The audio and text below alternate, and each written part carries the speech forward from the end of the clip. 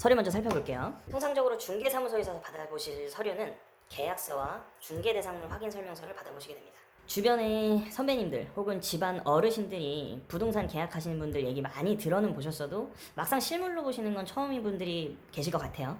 계약서 처음 작성해 보시는 분들은 용어도 어렵고 뭐가 뭔지 좀 무서우면서도 또 생소하실 거예요. 그래도 오늘 영상 앞으로 짚어드릴 3가지만 확실하게 기억하고 계약 임하시면 부동산에서 얼어있지 않은 당당한 본인을 보게 되실 겁니다.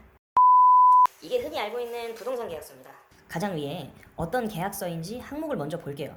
저는 임의로 여러분들께 가장 무난하게 예를 들어서 주택, 임대차 계약서라고 작성을 해봤어요. 만약에 계약을 하시는 해당 물건이 아파트거나 다세대 빌라, 오피스텔이 된다면 제목이 바뀝니다. 예를 들어 여기 앞에 주택 대신에 아파트 또는 오피스텔 또 뭐가 있을까요? 다세대 빌라 등이 해당이 될 거고요. 여기 적혀져 있는 임대차 계약서라고 하면 월세 계약서예요. 이거는 만약에 전세 계약서라고 이름이 명칭이 바뀌게 되면 여기에 전세 계약서 혹은 매매를 하실 경우엔 매매 계약서로 바뀝니다. 쉽게 말해 물건에 해당하는 어떤 형태의 물건인지 만약에 아파트라면 그리고 월세가 아니라 전세라면 아파트 전세 계약서가 될 거고요. 오피스텔 매매 계약서라고 하면 오피스텔 매매 계약서가 되죠. 부동산 계약 뭐 어려운 거 없습니다. 첫 단추만 잘 끼면 반 이상은 하신 거니까 겁먹지 마세요. 제목만 제대로 확인했으면 반 이상은 한 겁니다. 와우. 부동산의 표시 소재지는 계약 물건의 주소를 말하는 거니까 계약하실 집 등기부 등본에 기재된 정보와 똑같은지 꼭 확인하세요. 이게 첫 번째 핵심입니다. 1번 부동산 표시 구간이 등기부 등본에 기재된 정보와 꼭 일치해야 합니다. 간혹 그런 경우가 있어요. 몇십 년 부동산 계약하시고 투자 베테랑이라고 자부하시는 분들 주소 잘못 확인하셔가지고 낭패 보시는 분들도 들어봤습니다. 여러분들은 그리고 우리는 기초부터 튼튼하게 확인을 하셔야 어떤 불상사가 일어나지 않겠죠? 등기부 등본입니다. 등기상 전부증명서라고 작성이 되어 있는데요. 흔히들 알고 있는 부동산 등기부 등본이라고 생각하시면 돼요. 우리는 계약 초보니까 등기부 등본부터 확실히 보고 넘어가자고요. 등기상 전부증명서가 나와 있고요. 지목, 구조, 용도는 대체로 주거용이기만 하면 돼. 지목은 돼. 구조는 철근 콘크리트라고 거의 다 그렇게 돼 있어요. 보시면은 철근 콘크리트 구조. 네, 지목은 돼. 뭐 이런 식입니다. 그리고 전용 면적 같은지를 확인하는 게 제일 중요합니다. 등기부 등본상 기재되어 있는 정보와 일치해야 한다고 말씀드렸죠. 여기 나와 있는 면적이 바로 여기 철근 콘크리트 구조 밑에 40.345제곱미터라고 표기가 되어 있어요. 그럼 여기도 똑같이 전용 면적 40.345라고 표기가 되어야 합니다. 이거 보시다가 또 헷갈리실 수도 있는데 계약서에는 몇 평이라고 써져 있는 게 아닙니다. 제곱미터를 평으로 환산하시는 것도 어렵지 않아요. 제곱미터 표기에서 0.30258 곱하시면 되는데 그것도 굳이 그렇게 하실 필요 없습니다. 어플 받아서 단위 환산 따로 하시면 바로 확인할 수 있으니까 그것도 어렵지 않아요. 자, 이제 확인은 끝났으니까 부동산의 표시 마지막 임대할 부분입니다. 이 임대할 부분이라는 것이 무엇이냐? 매매 소재지 주소에 해당하는 계약하신 그 집의 어느 부분까지 쓸 수 있느냐는 겁니다. 쉽게 말해서 자이 아파트 1004호를 계약하셨으면 1004호 전체라고 기재되어 있는 것만 확인하시면 됩니다. 이렇게 표기되어 있는 것만 확인하시면 됩니다. 계약 내용 들어가 볼게요. 보증금, 계약금, 중도금, 잔금, 월세 이 중에서 어려운 말이 있을까요? 아마도 중도금은 말씀 많이 들어보셨을지는 몰라도 정확한 개념이 조금 헷갈려 하시는 분들도 있으실 것 같아요. 저는 친절한 사람이니까 빠르게만 짚고 넘어갈게요. 우선 보증금. 흔히들 말씀하시는 월세 1000에 50짜리, 2000에 60짜리 월세라고 할 때 보증금 1000 또는 2000을 뜻하고요. 2억 전세라고 할 때 그 전세 보증금에 해당하는 금액이 바로 여기에 적히는 겁니다. 보증금. 그리고 계약금은 현재 이 계약서를 작성하고 있을 때에 거는 말 그대로 계약금입니다. 통상적인 계약금은 보통 보증금, 매매 금액의 10% 정도라고 보시면 무방합니다. 그 다음 중도금, 계약 후에 이사나 잔금을 치르기 전에 그 기간이 오래될 것 같은 경우에 특별히 받으시는 집주인분들이 간혹 있으십니다. 매매가 아니어도 전세나 월세도 받을 수도 있기는 한데 거의 그런 경우는 드물다고 보시면 되니까 중개사님과 잘 조율하시면 됩니다. 잔금 아시죠? 전체 보증금에서 계약금을 뺀 나머지 보증금 잔금이고요. 월세는 뭐 쉽죠? 월에 내는 돈 뒤에 약간의 살이 붙어요. 이렇게 후불. 이게 무슨 말이냐? 월에 끝나고 후불로 주실지 아니면 미리 선불로 주실지는 이것도 계약서에 따로 명시하셔서 정하시면 되고 전세는 이 월세 구간이 빠지겠죠? 당연히. 자, 여기 표시까지 확인하셨고 계약 내용까지 확인했습니다. 여기까지라도 꼼꼼하게 확인하셨으면 거의 다 한 겁니다. 1번, 2번 하나하나 다 깐깐하게 확인하시는 제스처만 취해주셔도 그날 부동산 사장님 살짝 긴장하십니다. 왜냐면 생각보다 당연할 거라고 생각해서 그냥 쉽게 넘어가시는 분들이 꽤 많아요. 아무튼 여기 적혀져 있는 법령에 대해서는 설명을 따로 드리기에는 좀 지루하실 것 같기도 하고 어느 계약서든 똑같이 들어가는 항목이니까 영상 다 보시고 천천히 훑어보시거나 검색해서 자세하게 한번 보세요.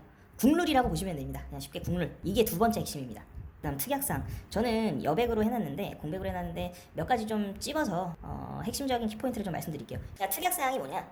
계약서에 작성한 부분 외에도 임차인이나 임대인께서 원하시는 계약 항목을 서로 간에 동의하고 추가해서 넣는 겁니다. 예를 들어 이사일에 대한 유연성을 두자거나 시설물에 대한 양쪽의 합의에 대한 명확한 부분을 적을 수도 있겠죠. 여기서 저는 임차인, 그러니까 세입자 되실 많은 분들께 약간의 팁 아닌 팁을 좀 드리려고 해요. 임차인분들께서 대부분 원하시는 건 보증금에 대한 불안감 때문에 집주인에게 이런 말을 잘 못해요. 분저당을 말소해달라, 또는 가압류라든지 추가적인 권리, 입주 전에 말소시켜달라. 요게 좀 팁이 될 수가 있어요. 왜냐면은 그냥 말로만 입주 전에 아무것도 걸려있는 거 아닌 거죠?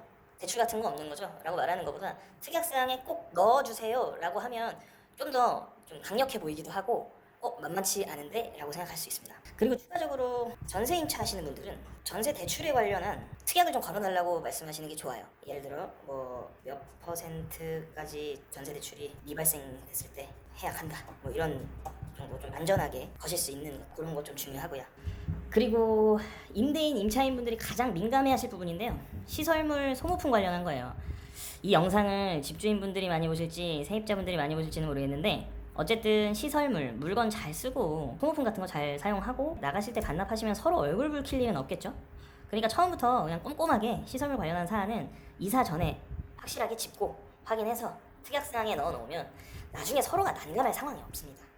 그러니까 사실 난감하기보다는 계약서에 명시를 안 해놓으면요 한쪽이 끝없이 뻔뻔해집니다. 그게 세입자분이든 집주인분이든 이 불이익이 누구한테 갈지는 아무도 모르는 거니까요.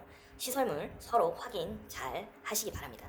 그리고 확인 설명서에서 아까도 말씀드렸던 제일 중요한 시설물 상태, 도배 상태를 확인하시고 사인하셔야 합니다. 수도, 전기, 가스, 소방 뭐 이런 거 잘 확인하셔야 되고요. 벽면, 도배 상태 이런 것도 잘 꼼꼼하게 확인하셔야 돼요. 제일 중요한 중개 수수료. 이 영상을 보시는 분께서 어느 지역에서 어떤 부동산 사장님을 만나셔서 계약하시게 되실지는 모르겠는데요. 저도 이 업에 종사하다 보니 마냥 팍팍 깎으세요라고 말씀은 못 드리겠어요. 그래도 조금이라도 이 영상이 도움이 되고자 말씀을 좀 드리면요. 중간에 네이버에 중개수수료 그 계산하는 페이지가 있거든요. 그 계산 좀 하셔가지고 부동산 상의 안 볼 때 살짝 몰래 받으셨다가 중개수수료 요율 내에서 최대한 협상을 잘 해보심이 어떨까 생각은 하는데 이게 남 일 같진 않아서 더 이상 멘트하진 않겠습니다. 돈은 민감하잖아요, 여러분.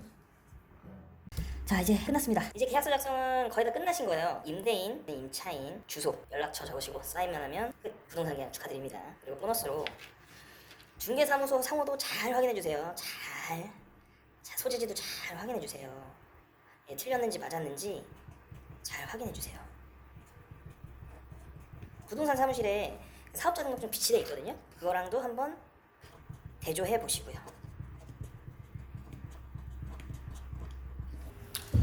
여기까지 최대한 간결하게 설명을 한다고 해봤는데 어떻게 보셨을지 모르겠네요. 부동산 계약서 중에서 가장 기초적인 형태를 보여드린 거예요. 저도 잘 사실 모르는데 최대한 아는 선에서 받아들이시기 쉽게 풀어봤습니다. 미약하게나마 도움이 되셨길 바라고요. 그리고 마지막 짚어드리는 세 번째 키포인트. 이건 마음가짐에 대해서 말씀드리는 건데요. 부동산 계약하실 때 절대로 겁먹지 마세요. 속된 말로 쫄지 말라는 거죠. 용어가 좀 어렵고 평소에 접해보지 못했던 수치가 나와서 못 모르고 계약까지 다 하고 수수료 지급까지 끝나시고 난 다음에 뭔가 잘못한 거 아닌가 찝찝해 하시는 분들 여러 뵀습니다. 내가 살 집이라는 건 되게 최소 1년에서 길게는 3, 4년도 살 집입니다. 집만이 아니라 사무실이나 상가는 기간이 더 길 수도 있겠죠? 그만큼 내가 살고 누려야 할 터를 잡는 거기 때문에 신중해야 하는 것은 당연합니다. 부동산 중개업도 엄밀히 서비스입니다, 여러분. 서비스업이에요. 여러분은 중개 서비스를 받으시고 그에 상응하는 서비스에 대한 대가를 수수료로 지불하시는 거예요. 그러니까 절대 기죽지 마시고 모른다고 겁내실 거 없이 영상에 댓글 남겨주시거나 연락 주시면 힘 닿는 데까지 협조하겠습니다.